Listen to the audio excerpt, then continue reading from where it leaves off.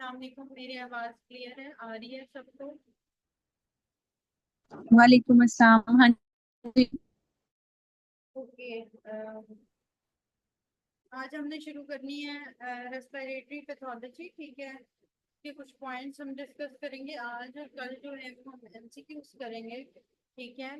तो page number 457, double A respiratory pathology. अच्छा, मुझे रेस्पिरेटरी फिजियोलॉजी का बताएं, समझ आई है? ये आवाज में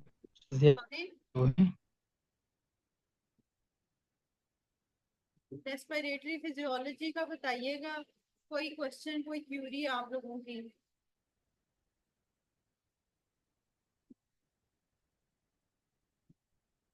फिजियो के एमसीक्यू थोड़े से। आवाज स्लो है, आवाज क्लियर होनी चाहिए काइंडली।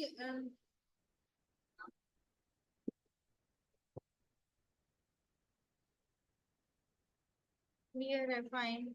अच्छा, मुझे रेस्पिरेटरी, ठीक है, फिजियोलॉजी की भी है। ये जो कुछ बच्चे जो करते हैं उन्होंने की है कि नहीं की? कुछ तो आप लोगों में से कर रहे हैं तो हो गई थी डॉक्टर। क्लियर है, बोल।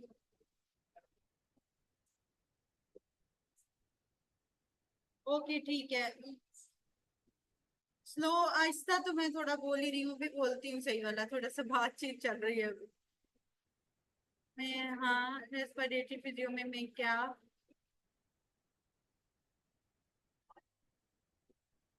एमसीक्यूज टू एक्सप्लेन कर। अच्छा,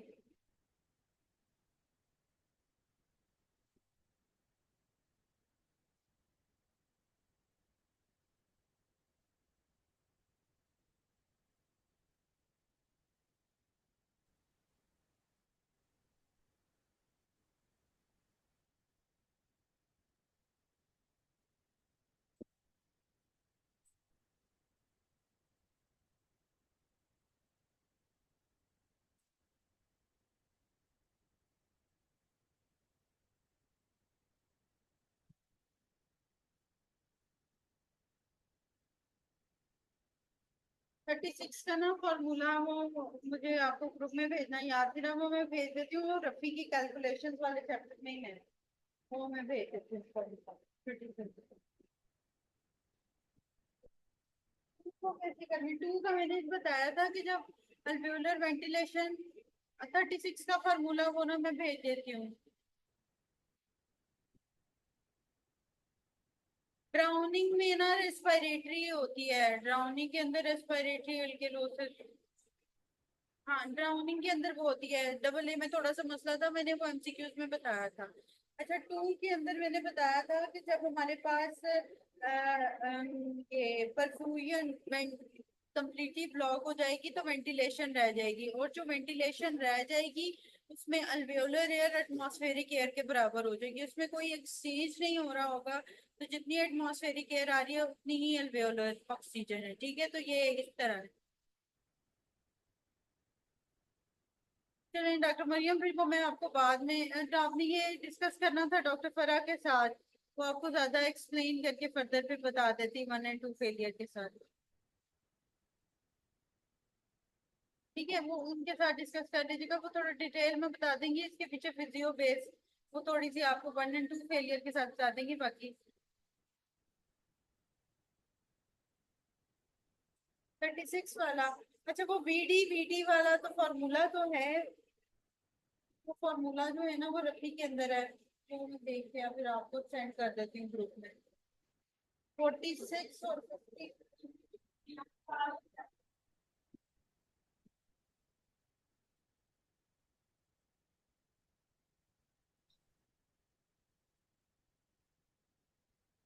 46 का भी ये था कि इसका कोई फॉर्मूला, डेड स्पेस का 1/3 ऑफ टाइटल वॉल्यूम पूछा गया इन्होंने। जो ईटी कार्बन डाइऑक्साइड है इसका कोई फॉर्मूला अभी तक।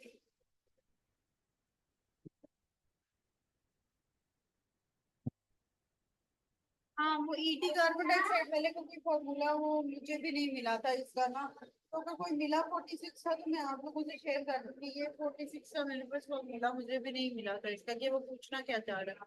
अच्छा, और ना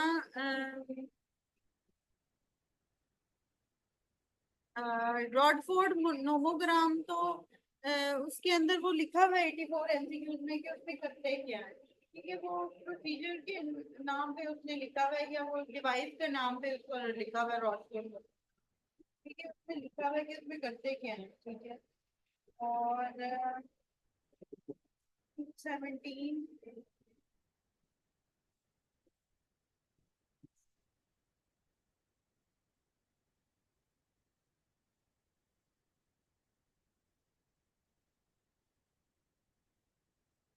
0.65 गिवन है एमएनएस में, लेकिन आप ये ना डबल ए वाला फॉलो करें। 217 नॉर्मल इंस्पायरेटरी कैपेसिटी 3500 कैसे। इंस्पायरेटरी कैपेसिटी मैयर करें डॉक्टर आवे जैसे बताया था, जैसे बताया वैसे उसको मैयर करें, सारी अमाउंट्स लगाएं। ठीक है, कैपेसिटी पे अमाउंट कौन कौन सी लगेगी वॉल्यूम की इंस्पायरेटरी कैपेसिटी पे, वो लगा के उसको मैयर करें। ठीक है, वो आ जाएगी नॉर्मल। मैयर करके बताएं, अभी बता दें। इंस्पायरेटरी कैपेसिटी को भी मैयर करें, मैंने मैयरमेंट बताई थी। 3800 है ना, देखें बात दफा ना एमसीक्यूज में अगर मैयर करके हाँ 3500 बन रहा है ना, तो फिर ठीक है 3500 ही बनता है। क्या क्या प्रॉब्लम आ रही।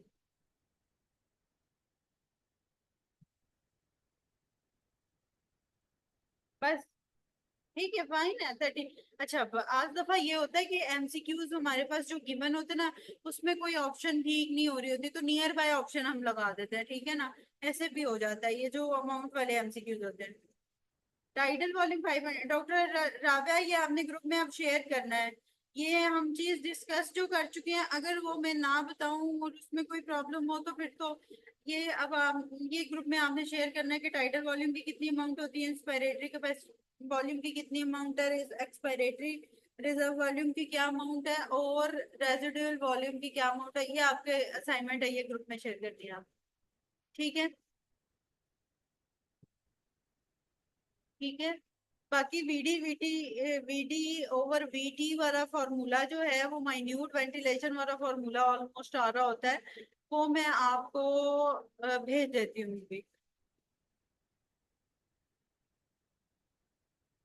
नहीं, टाइटल वॉल्यूम 500 है। 500।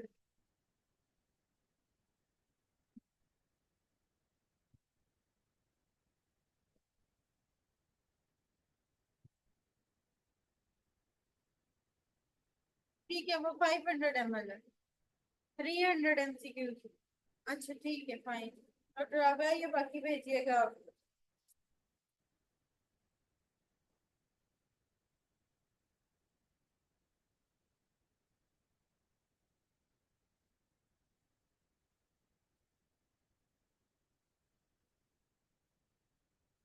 अच्छा, ये 300 वाला भी मैं फॉर्मूला वो वीडी वाला शेयर करूंगी ना, वो उससे सॉल्व होगा वेंटिलेशन वाला। ये वही है वेंटिलेशन वाला फॉर्मूला। एक वीडी वाला फॉर्मूला था और एक कार्बन डाइऑक्साइड ऑक्सीजन के साथ भी था। दोनों शेयर कर दूंगी। ठीक है डॉक्टर हाजरा, दोनों मैं इंशाल्लाह भी कर देती थोड़ी देर में। कैलकुलेशन वाले चैप्टर में ना, फर्स्ट चैप्टर है रफी का, उसमें गिवन है ये फॉर्मूला।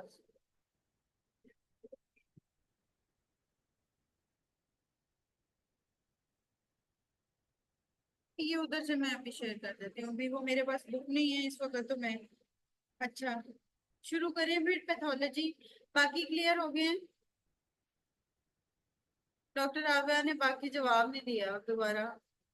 ठीक है, वो आप बता दीजिएगा ग्रुप में, वो शेयर कीजिएगा एक दफा।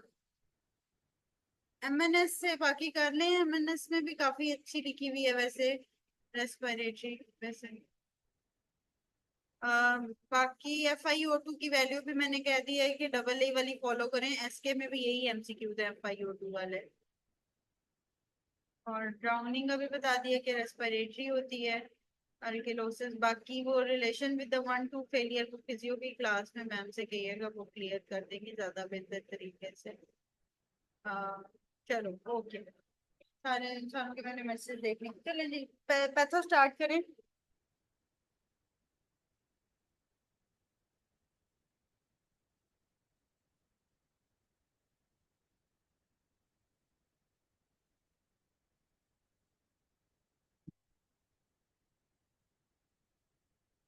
शेयर किया, वेरी गुड, थैंक यू।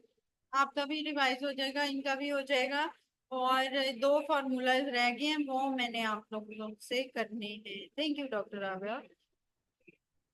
नहीं, एमसीक्यू, हाँ ठीक है, सही है। वो टाइटल वॉल्यूम में 800 लिखा रहा है, 500। चलो वो ना, इसमें थोड़ी सी करेक्शन है, ठीक है। बाकी बाज दफा जो है वो नियर बाय वैल्यू भी लिखी हुई आती है, जरूरी नहीं है एमसीक्यू।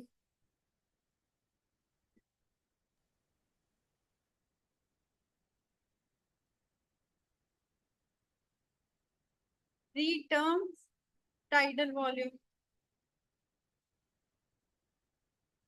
112 के अंदर आ रहा है।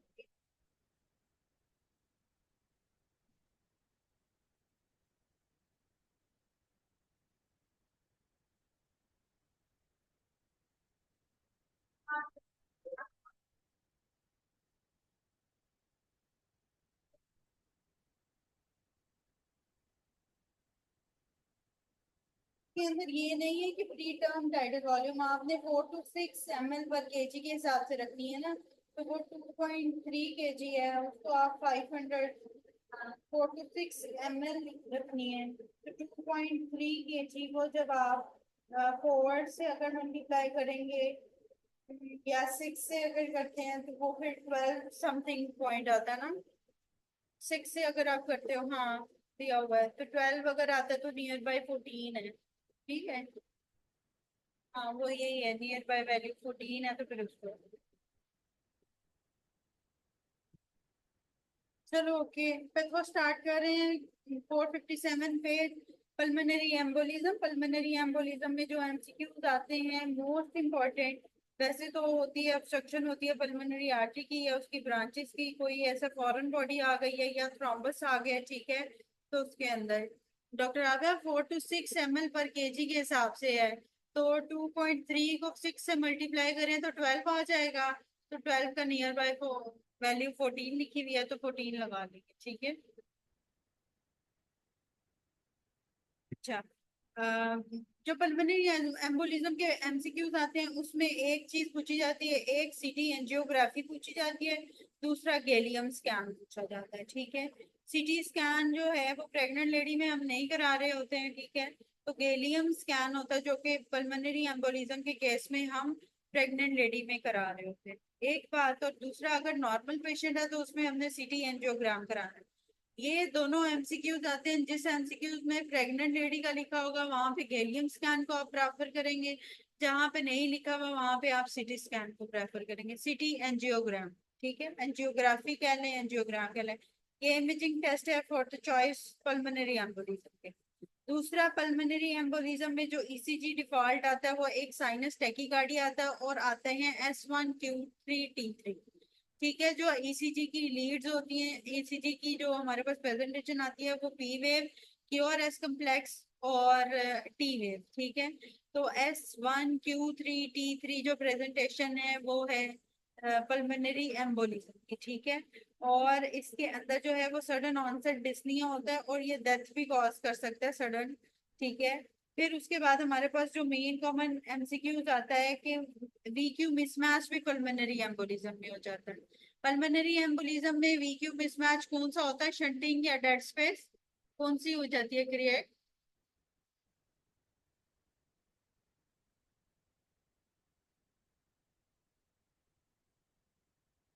Dead space, very good, dead space, ठीक है। और इसमें वीक्यू रेशियो इन्फिनिटी पे पहुंच जाती है या कम हो जाती है? इन्फिनिटी पे, वेरी गुड, ठीक है। फिर इसके अंदर क्या होता है, एम्बोलाई जो होता है वो फर्स्ट अगर कहीं जाता है तो इंफीरियर वेना कैवा में जाता है, और अगर एम्बोलाई फर्स्ट लॉन्च करता है तो वो पल्मोनरी आर्टरी में लॉन्च करता है। ये एमसीक्यूज भी बहुत ज्यादा आता है, ठीक है। तो पल्मोनरी एम्बोलिज्म की ये वाले एमसीक्यूज और गैलियम स्कैन के यहाँ पे नोट डाउन कर लो, जो कि एमसीक्यूज प्रेग्नेंट लेडी के लिए आता है। फिर हमारे पास टाइप्स अगर आ जाए तो एयर एम्बोलाई आ सकता है, जैसे अगर किसी को सीवीपी लगा रहे हैं, ठीक है, तो उस दौरान जो है वो एयर एम्बोलाई आ सकता है। दूसरा, इसके अंदर असेंडिंग डाइवर्स का एमसीक्यूज बहुत आता है। जो असेंडिंग डाइवर्स होते हैं ना उनमें नाइट्रोजन बबल्स जो हैं वो पल्मोनरी एम्बोलिज्म या डेथ कॉज कर सकते हैं, क्योंकि वो जो नाइट्रोजन बबल्स है ना वो अगर किसी आर्टरी वगैरह में भी जाके बबल अप हो जाए आगे जाके ब्लॉकेज करते हैं तो वहां पे भी जो है वो प्रॉब्लम कॉज कर सकते हैं और डेथ कॉज करते हैं। तो असेंडिंग डाइवर्स में जो है वो डेथ की एक कॉज ये होती है कि उनमें नाइट्रोजन बबल्स का रोल प्ले होता है। दूसरा पल्मोनरी एम्बोलिज्म हो सकती है, एयर एम्बोलिज्म नाइट्रोजन बबल्स की वजह से ही होती है, ठीक है। तो ये एक मेजर कॉज है असेंडिंग डाइवर्स का, ये एमसीक्यूज आता है, ठीक है। उसके बाद एमनियोटिक फ्लूइड एम्बोलिज्म, आपको क्या होगा कि एक हिस्ट्री दी गई होगी कि एक प्रेग्नेंट लेडी है, ठीक है, और उसका लॉन्ग कोर फ्रैक्चर है, लेकिन वो हॉस्पिटल आते आते during 24 hours, with in 24 hours जो है वो या ड्यूरिंग लेबर जो है वो हो गया है, उसकी डेथ हो गई है। अब अगर ड्यूरिंग लेबर हुई है ना, अगर फॉरेन होने की बात करें तो that is amniotic fluid embolism, ठीक है। लेकिन अगर फ्रैक्चर के 24 आवर्स बाद होती है ना तो वो फैट एम्बोलिज्म होता है, ठीक है। तो ये चीज याद रखनी है। आफ्टर 12 आवर्स या 24 आवर्स उसके सिम्टम्स शुरू होते हैं, ठीक है। तो आफ्टर ऑलमोस्ट 12 आवर्स के बाद जो होगा वो फैट एम्बोलिज्म होगा। अब डिफरेंस याद रखना है। अगर वो सीधा ये लिख दे कि एक प्रेग्नेंट लेडी है और फ्रैक्चर हुआ है, उसके 12 आवर्स के बाद, सॉरी, 12 आवर्स के बाद प्रॉब्लम हुई है, that is the fat embolism. याद रखना है, फ्रैक्चर की बात करते, प्रेग्नेंट लेडी की बात करते, 12 आवर्स की बात करते, लेट सिम्टम्स की बात करते, फैट एम्बोलिज्म। लेकिन अगर वो ये बात करे कि एक पेशेंट है, प्रेग्नेंट लेडी है, वो आपके पास आई है, लेबर में थी, या ड्यूरिंग द लेबर उसकी डेथ हो गई है, या ड्यूरिंग द डिलीवरी उसकी डेथ हो गई है, तो that is amniotic fluid embolism, ठीक है। तो इन दोनों का डिफरेंस याद रखना है। अब आपके पास एमसीक्यू इस तरह आता है, हम कंफ्यूज हो जाते हैं कि प्रेग्नेंट लेडी लिखा हुआ है तो इट माइट बी कि ये जो है वो एमनियोटिक फ्लूइड एम्बोलिज्म ही होगा। नहीं, यू शुड सी के उसके अंदर अगर फ्रैक्चर की हिस्ट्री दी हुई है तो आपने देखना है कि वो उसके अंदर 12 आवर्स अबव की बात की है। अगर उसने फ्रैक्चर की हिस्ट्री दे के भी फॉरन डेथ की बात की है तो भी एमनियोटिक फ्लूइड एम्बोलिज्म होगा। ये बात याद रखना। फैट एम्बोलिज्म को 12 घंटे लगते हैं अपना आप दिखाने के लिए, ठीक है। और 3 to 5 डेज उसके तकरीबन लगते हैं डेथ के लिए, ठीक है। तो ये चीज याद रखनी है। दोनों ठीक हो गया।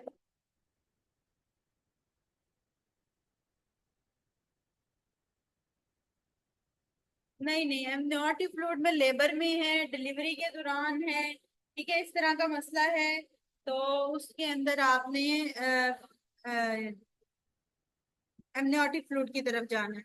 और अगर प्रेग्नेंट लेडी है, लॉन्ग बोन फ्रैक्चर है, 12 आवर्स से कम सिम्टम्स आ रहे हैं, या 3 to 5 डेज बिफोर ही उसकी डेथ हो गई है, तो वो जो है वो एमनियोटिक फ्लूइड ही होगा। लेकिन अगर 12 आवर्स के बाद वो डेथ हुई है, या 3 to 5 डेज बाद डेथ हुई है, 12 आवर्स के बाद सिम्टम्स आने लग गए हैं, तो फिर वो फैट एम्बोलिज्म होगा, ठीक है। सही है।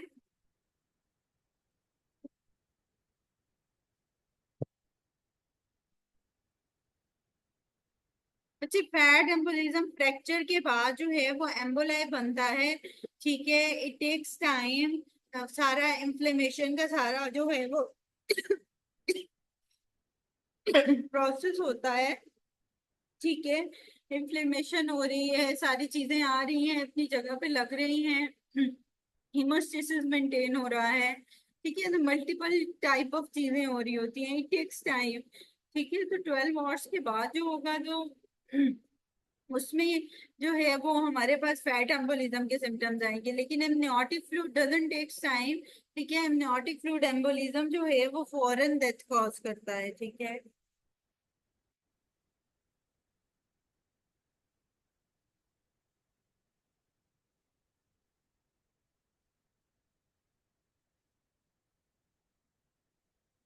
चलो ओके। उसके बाद मेडिसिनल मैसेज है, एंटीरियर में हमारे पास थायराइड का आ जाता है, ठीक है। थायराइड का क्यों आता है, थायराइड का मेडिसिनल मैस क्यों आता है एंटीरियर मेडिसिनल में?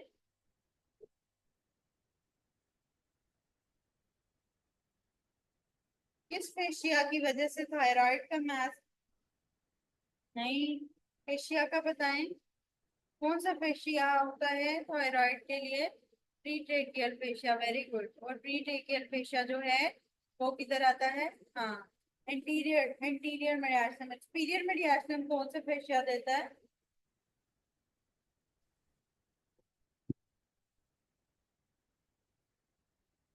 सुपीरियर मीडियास्टम में कौन सा फेशिया इन्वॉल्व होता है? Pre vertebral fascia, very good doctor फायदा। ठीक है, मिडल में आपके पास एसोफेगल कार्सिनोमा मिलेगा मीडियास्टम में। ठीक है, ये हम एनाटॉमी में भी करेंगे। मीडियास्टम में फ्रंट में हमारे पास थाइमस पड़ा होता है, लेकिन एंटीरियर के अंदर हमारे पास मोस्ट प्रोबेबली जो है वो थायराइड का इंफेक्शन आ गया था। प्री वर्टिबल फेशिया का जो इंफेक्शन जाता है वो सुपीरियर मीडियास्टम में जाता है। ठीक, मिडल में एसोफेगल कार्सिनोमा आपको मिलता है, हियाटल हर्निया मिल सकता है, या ब्रोंकोजेनिक सिस्ट मिल सकती है मिडल मीडियास्टम में। ठीक है, और जो पोस्टीरियर मीडियास्टम है वहां पे आपको मल्टीपल माइलोमा, क्योंकि स्पाइनल कॉर्ड वगैरह वहां से, ठीक है, न्यूरोजेनिक ट्यूमर जो है वो पोस्टीरियर मीडियास्टम में आपको जो है वो ये चीजें मिल जाती है। अच्छा, ऑब्स्ट्रक्टिव डिजीजेज है हमारे पास। ऑब्स्ट्रक्टिव डिजीजेज के अंदर क्रॉनिक ब्रोंकाइटिस आ जाता है, एम्फाइसीमा आ जाता है हमारे पास। इसके अलावा आ जाता है एस्थमा आ जाएगा। ठीक है, और ब्रोंकिक केसेस आ जाएगा।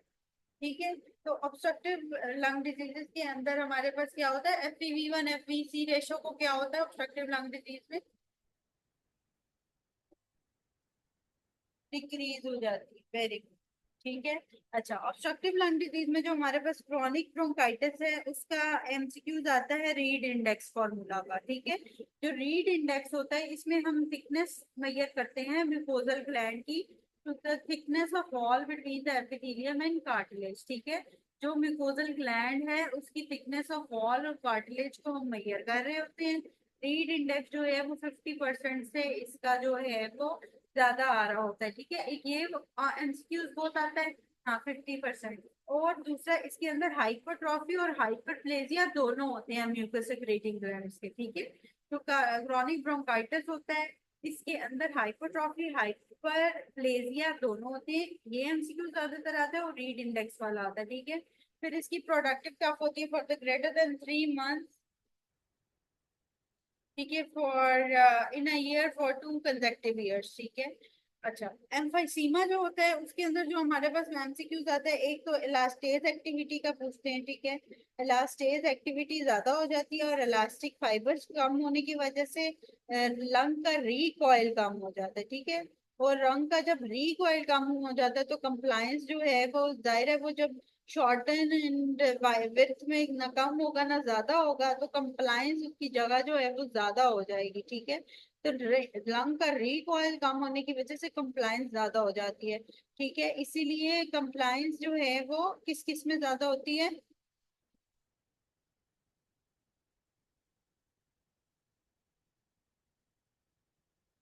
ओल्ड एज और एम्फाइसीमा। ठीक है, तो इन दोनों चीजों में, ओल्ड एज और एम्फाइसीमा में, ये लंग रिकॉइल की वजह से कंप्लायंस जो है वो हमारे पास ज्यादा हो जाती है। ठीक है, फिर उसके बाद एम्फाइसीमा के अंदर बार सफा MCQ आता है कि जो स्मोकर्स होते हैं उनके अंदर सेंट्री एसिनार इन्वॉल्व होती है, और जो पैन एसिनार होती है वो अल्फा 1 एंटीट्रिप्सिन डेफिशिएंसी की वजह से होती है। ठीक है, तो ये चीजें याद रखनी है, ये MCQ आते हैं। Pan acinar alpha 1 antitrypsin deficiency से होती है, और एम्फाइसीमा अगर सेंट्री एसिनार है, सेंट्रल इन्वॉल्वमेंट है, तो वो जो है वो होती है स्मोकिंग की वजह से। ठीक है, उसके बाद एस्दमा है। एस्दमा के अंदर एज सच MCQs, हाँ, जीनोफिल्स का MCQs आता है। ठीक है, एस्दमा में जीनोफिल्स रेस कर जाते हैं, ठीक हो गया। इसके अलावा जो है वो ऐसे ही लिखा होगा कि आपके पास प्रीवियस हिस्ट्री हुई होगी। हाइपरट्रॉफी और हाइपरप्लेजिया इसमें स्मूथ मसल्स की होती है। ठीक है, जिसकी वजह से जो हमारे पास हाइपर रिस्पॉन्सिव ब्रोंकाई होते हैं जिसमें रिवर्सिबल ब्रोंकोकंस्ट्रिक्शन होती है, और उसकी वजह से जो है वो स्मूथ मसल हाइपरट्रॉफी और हाइपरप्लेजिया हो जाता है। और जो म्यूकस ग्लैंड की हाइपरट्रॉफी हाइपरप्लेजिया होता है वो होता है क्रोनिक ब्रोंकाइटिस में। ठीक है, जीनोफिल ज्यादा हो जाते हैं, क्रशमैन स्पाइरल्स का MCQ आता है, और चार्कॉट लेडन क्रिस्टल का MCQ आता है। ये 3 MCQ बहुत ज्यादा आते हैं, जीनोफिल्स का, क्रशमैन का और चार्कॉट लेडन का। ठीक है, ये इसके फीचर है।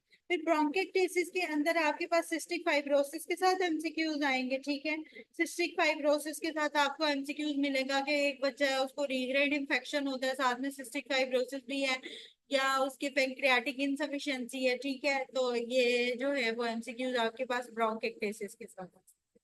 ठीक है, जो ज्यादातर आते हैं, रिकरेंट इन्फेक्शन होता है, डिजिटल क्लबिंग होती है, प्रूडेंट स्पूटम होता है, ठीक है, सूडोमोनास की वजह से ग्रीन बाद दफा स्पूटम आ रहा होता है, ठीक है, ग्रीन उसकी वजह से आ रहा है। तो सिस्टिक फाइब्रोसिस के साथ एसोसिएटेड ब्रोंकिटिस के एमसीक्यूज आते हैं। फिर उसके बाद हमारे पास सार्कोइडोसिस है। अब सार्कोइडोसिस के मेजर एक एमसीक्यू जो आता है वो है नॉन किजेटिंग ग्रैनुलोमा, एक ये बात। दूसरा, इसके अंदर ग्रैनुलोमा विद एस्ट्रॉइड बॉडीज भी आ जाता है। तीसरी बात, फीमेल्स में पूछते हैं इसके अंदर फीचर क्या होता है, मेन कॉमन तो इरिथमा नोडुलम होता है, हाइपर कैल्सीमिया से ज्यादा, ठीक है। फीमेल्स के अंदर इरिथमा नोडुलम फीमेल्स में ज्यादातर पूछते हैं, ठीक है, फीमेल में ज्यादातर इरिथमा नोडुलम और हाइपरकैल्सीमिया भी इस सिचुएशन में होता है, ठीक है। तो आपके पास एमसीक्यूज इस तरह आता है कि नॉन केसेटिंग ग्रैनुलोमा विद हाइपरकैल्सीमिया तो सार्कोइडोसिस है, granuloma with asteroids and sarcoidosis है, ठीक है। फीमेल में फीचर क्या है, इरिथमानोडुलिज्म बहुत ज्यादा आता है, ठीक है, हाइपरकैल्सीमिया ज्यादा आता है, ठीक है, यूवीआइटिस, वेल्स पॉल्सी, ये वाली चीजें थोड़ी कम ही पूछी जाती है। लेकिन जो मेजर पूछा जाता है वो यही नॉन केसेटिंग ग्रैनुलोमा के साथ हमारे पास क्या होगा, हाइपरकैल्सीमिया होगा। और हाइलर लिम्फेडिनोपैथी होती है, बायलैटरल हाइलर लिम्फेडिनोपैथी, ठीक है। ये इंपॉर्टेंट पॉइंट्स हैं जो कि साथ कैड हो सकते हैं। फिर उसके बाद हमारे पास निमोकोनियोसिस है। समझ आ रही है, यहाँ तक समझ आ गई किसी का कोई क्वेश्चन? सारी है। Okay okay fine. फिर निमोकोनियोसिस, अच्छा एमसीक्यूज वाइज बता रही हूँ जो ज्यादातर आते हैं, ठीक है, डिटेल इतनी वो करने की जरूरत नहीं, एमसीक्यूज ही करने हैं सॉल्व, तो थोड़ा सा वो जो है फिर उनको, अच्छा। निमोकोनियोसिस में एस्बेस्टोसिस है। अच्छा, जो एस्बेस्टोसिस है ना, एक सिर्फ ये ही लोअर लिम्ब इन्वॉल्व करता है, ठीक है। ये होता तो रूफ की वजह से है, ठीक है, D building, roofing, ship building, ये आएगा, ठीक है, छत की वजह से होता है, लेकिन इन्वॉल्व लोअर लोब करता है, ठीक है, रूफिंग की वजह से, बिल्डिंग की वजह से, ठीक है, छत की वजह से होगा, बिल्डिंग्स की वजह से होगा, लेकिन इन्वॉल्व लोअर लोब करेगा, ठीक है, ये चीज याद रखनी है, ये इसमें इंपॉर्टेंट है। और ये इसी तरह ही याद रखना है। फिर दूसरा क्या है कि सबसे मेन कॉमन ब्रोंकोजेनिक कार्सिनोमा करता है, उसके बाद मेसोथेलियोमा करता है, ठीक है। पहले ब्रोंकोजेनिक कार्सिनोमा करेगा, फिर मेसोथेलियोमा करेगा, ठीक है। और इसमें याद करने वाला क्या है,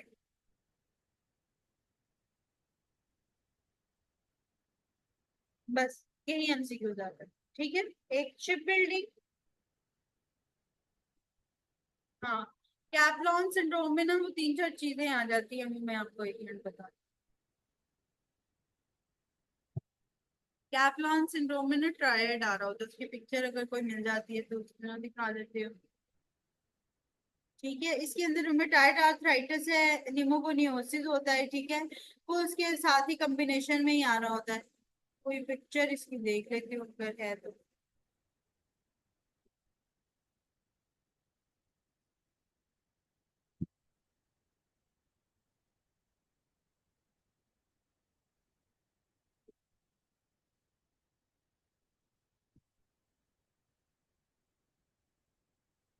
हाँ, एक पिक्चर आई है उसमें थोड़ा सा आ रहा है, ठीक है, वो मैं दिखा देती हूँ क्या।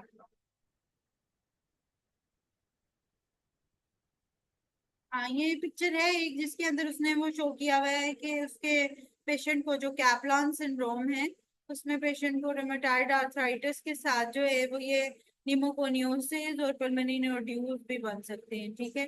बाकी ये स्टेजेस वगैरह याद करने की जरूरत नहीं है, बस ये पिक्चर याद रखो, ठीक है।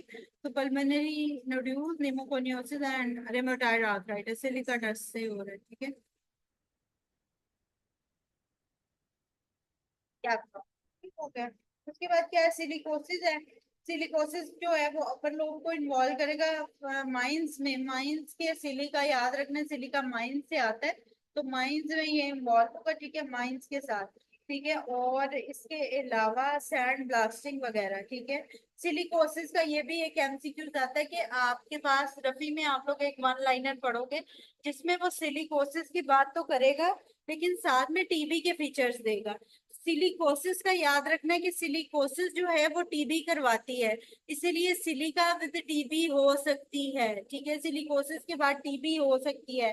वो लिख सकता है कि वो सिलिका जो है ये माइंड में काम करता था, लेकिन उसको अब फीवर है, नाइट स्वेट्स हैं, सिजेटिंग ग्रैनुलोमा है, ठीक है, वो इस तरह लिख सकता है। जब वो इस तरह लिखेगा तो हुई टीबी ही है, लेकिन वो सिलिकोसिस के बाद हुई होगी। ठीक है, तो ये चीज याद रखने कि सिलिका टीबी करता है। कभी आपके पास माइंस वाला बंदा है जिसको फीवर नाइट स्वेट्स वगैरह है, तो याद रखना है कि वो सिलिकोसिस के बाद उसको टीबी हुई थी है।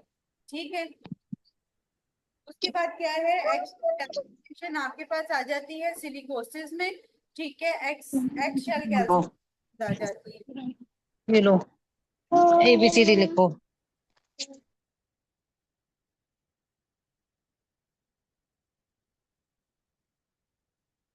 एक्शियल कैल्सिफिकेशन आ जाती है सिलिकोसिस में, हाइलर लिम्फ नोड्स के। ठीक है, तो ये याद रखना है। फिर उसके बाद जो कोल वर्कर है उसके अंदर भी अपर लोब इन्वॉल्व होता है। उसमें वो आपको बता देंगे कि ना, या तो वो कोल माइन में काम कर रहा है या वो ब्लैक लंग्स का बता देंगे। ठीक है, कोल से आपको पता है कोल काला होता है तो ब्लैक लंग्स हो जाते हैं उसकी वजह से। ठीक है, तो increase risk of Kaplan syndrome इसमें भी होता है। और एंथ्राकोसिस भी कोल वर्कर्स जैसी ही होती है। ठीक है, वो सूटी एयर की वजह से होती है पर। ठीक है, एंथ्राकोसिस और पोल वर्कर निमोकोनियोसिस तकरीबन एक जैसे ही होते हैं। ठीक है, फिर मिजोथेलियोमा है, मिजोथेलियोमा में स्मोमा बॉडीज आ जाएंगी और साइटोकेराटिन पॉजिटिव आ जाएगा। ठीक है, मिजोथेलियोमा के। और ठीक है, फिर उसके बाद अगर एआरडीएस का देखें तो एआरडीएस के अंदर हमारे पास जो इंपॉर्टेंट पॉइंट्स आते हैं, एक तो ये कि सरफेक्टेंट ना होने की वजह से एक्यूट रेस्पिरेटरी डिस्ट्रेस सिंड्रोम हो जाता है। ठीक है, उसके बाद बायलैटरल लंग ओपेसिटीज आ जाती हैं, रेस्पिरेटरी फेलियर आ सकता है। इसके बहुत ज्यादा एमसीक्यूज नहीं आते हैं, लेकिन सरफेक्टेंट के साथ एमसीक्यूज आते हैं। वो आपने फिजियो में भी देखा होगा, एक एमसीक्यू था जिसमें वो पूछ रहा था कि सरफेक्टेंट नहीं होगा तो क्या होगा, तो उसके अंदर एआरडीएस हो जाता है। ठीक है, तो ये एमसीक्यू सरफेक्टेंट के साथ आ सकते हैं, वैसे नॉर्मली एआरडीएस के ज्यादा एमसीक्यूज नहीं आपको मिलेंगे। ठीक है, न्यूमोथोरेक्स की अगर मैं बात करूं तो हमारे पास प्राइमरी एक स्पॉन्टेनियस न्यूमोथोरेक्स होता है, सेकेंडरी न्यूमोथोरेक्स होता है। ठीक है, ट्रोमेटिक होता है और टेंशन न्यूमोथोरेक्स होता है। जो हमारे पास प्राइमरी न्यूमोथोरेक्स होता है वो होता है थिन लीन पेशेंट्स में। ठीक है, या जो तो तंबाकू स्मोकिंग वाले पेशेंट होते हैं उनके अंदर हमारे पास ये प्राइमरी आती है, जिसमें रप्चर हो जाती है एकदम एपिकल ब्लड की या सिस्ट की। ठीक है, थिन लेन पेशेंट होंगे जो हमारे पास और कोई लंग डिजीज नहीं होगी उनको। जो सेकेंडरी स्पॉन्टेनियस निमोथोरेक्स होता है, ये बाज दफा आपको एमसीक्यूज आएगा कि वो एयरप्लेन पे जा रहा था या जेट पे जा रहा था तो उसका एकदम जो है वो इस तरह का प्रॉब्लम हो गया। ठीक है, कि निमोथोरेक्स हो गया, उसको सांस में प्रॉब्लम आने लगी, तो उसको क्या मतलब है, वो सेकेंडरी निमोथोरेक्स है। जो सेकेंडरी निमोथोरेक्स है ना, वो हाई प्रेशर पे बेरोट्रॉमा के प्रेशर पे क्रिएट होता है।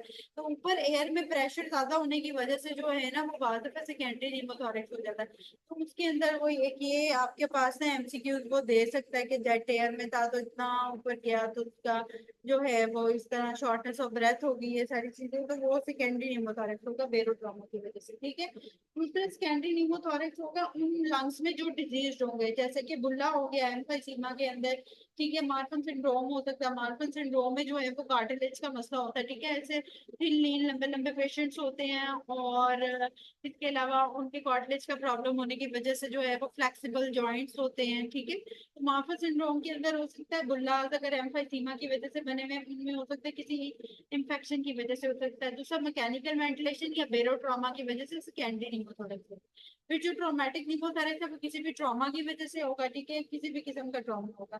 टेंशन निमोथोरेक्स में जो है वो एयर एंटर करेगी प्लूरल स्पेस में, लेकिन वो निकल नहीं पाएगी। टेंशन निमोथोरेक्स भी आपको पता है कि जब ट्रॉमा की कंडीशन होती है और मिडियास्टिनम जो है वो उस दूसरी साइड पे डेविएट कर देता है, तो तब हम उसे टेंशन निमोथोरेक्स कहते हैं।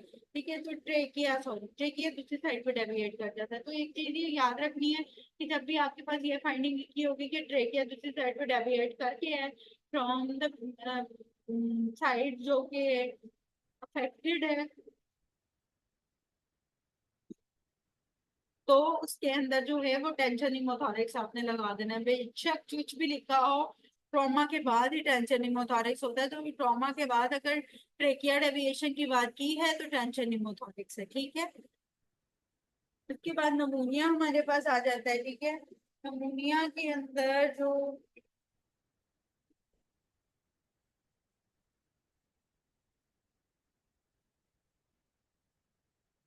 अच्छा जो नमूनिया के अंदर हमारे पास एमसीक्यूज आते हैं, अगर मोस्ट कॉमन ऑर्गेनिज्म पूछे तो स्ट्रेप्टोकोकस नमूनिया होता है, ठीक है।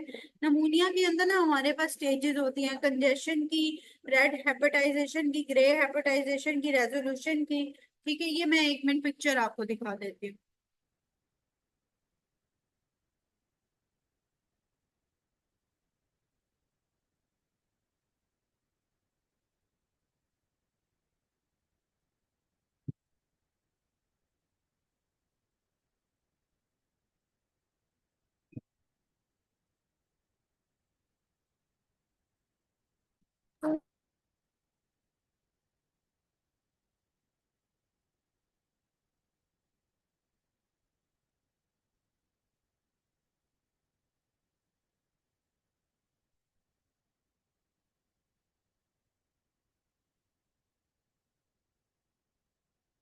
ठीक है, ये नमूनिया है। नमूनिया के अंदर डे 1 to 2 के अंदर आपके पास कंजेशन होती है, ठीक है। सिर्फ कंजेशन होने की वजह से क्या होता है, यहाँ पे बैक्टीरिया भी आ रहा होता है, सीरस एक्सिड्यूट, न्यूट्रोफिल्स, आरबीसीज वगैरह आ रहे होते हैं, ठीक है। मेनली जो है वो एक्सिड्यूट विद मोस्टली बैक्टीरियाज इन्वॉल्वमेंट होती है।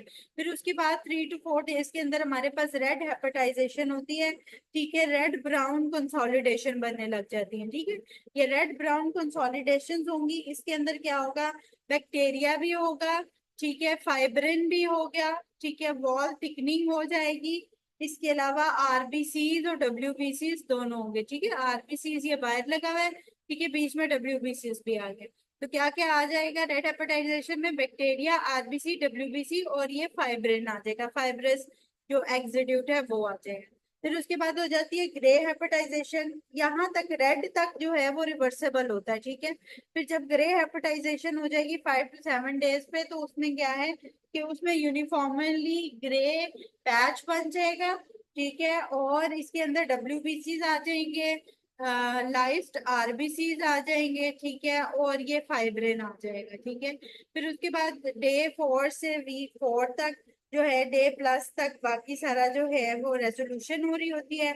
इसके अंदर क्या हो रहा होता है, एंजाइमेटिक डाइजेशन होती है एक्सिड्यूट की बाय मैक्रोफेजेस। जितना भी ये एक्सिड्यूट बना होता है, लाइस्ड आरबीसीज होते हैं, इन सब की डाइजेशन जो है वो मैक्रोफेजेस कराते हैं। तो day 1 to day 8 normally count किया जाता है, ठीक है। उसके बाद भी रेजोल्यूशन ही रहती है।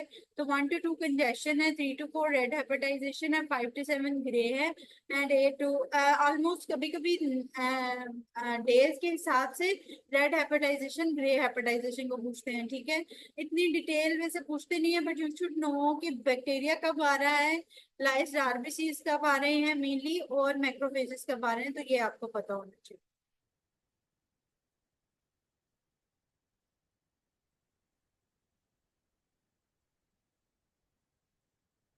ओके। फिर उसके बाद हमारे पास जो है वो ब्रोंकोनिमोनिया में भी स्ट्रेप्टोकोकस निमोनिया ही मोस्ट कॉमन है, ठीक है। स्टेप हो रही है इन्फ्लुएंजा एंड क्लिपज़ाला, ठीक है। इंटरस्टिशियल एटिपिकल निमोनिया उन्होंने दिया है, उसमें माइकोप्लाज्मा इंपॉर्टेंट है, लीजियोनेला इंपॉर्टेंट है, ठीक है। उसके अंदर ये वॉकिंग निमोनिया जो लिखा हुआ है ये इंपॉर्टेंट है, या वायरसेस के साथ इंपॉर्टेंट है, इन्फ्लुएंजा, आरएसवी